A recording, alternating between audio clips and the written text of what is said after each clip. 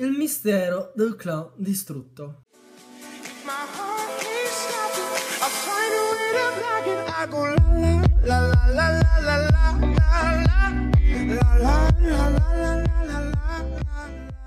Ciao ragazzi, bentornati in questo nuovo video, io sono Kai. Ragazzi, oggi sono tornato in questo nuovo video per farvi vedere un replay un po' particolare.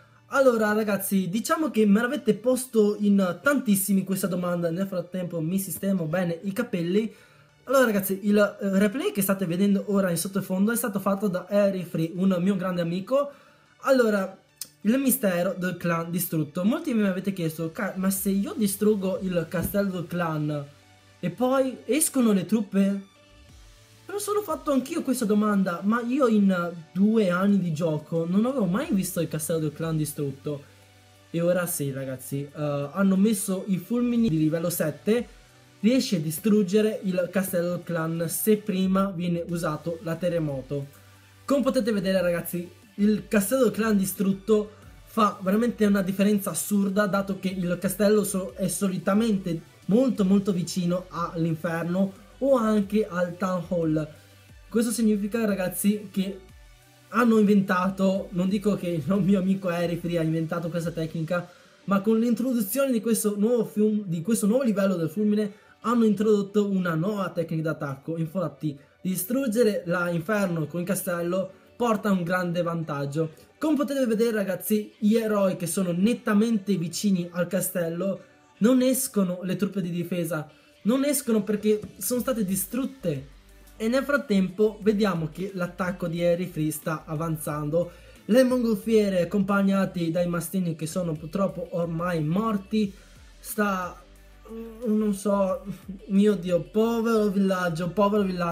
Come potete vedere la regina è ancora in vita, che in basso a sinistra sta distruggendo tutto, e le mongolfiere che sono rimaste ancora in vita, ragazzi, ahimè, è rimasta ancora 3 arco X. Allora ragazzi, mio Dio, facciamo per 2.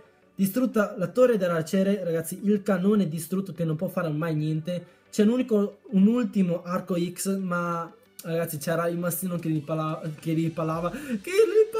culo. E il re barbaro 20 non ha potuto fare niente contro questo attacco. È stato, non so, un attacco perfetto. Perciò ora in Clan War potremo utilizzare anche questa nuova tecnica, distruggere il castello e poi andare scialli con le truppe. Unico difetto di questa tecnica d'attacco è che non ci saranno più, diciamo, le pozioni, dato che vi servirà una terremoto e vi serviranno tutte le pozioni restanti per distruggere il castello. Come possiamo vedere in quest'altro attacco che il nostro amico non ha distrutto il castello del clan, sono uscite le mongolfiere e il drago.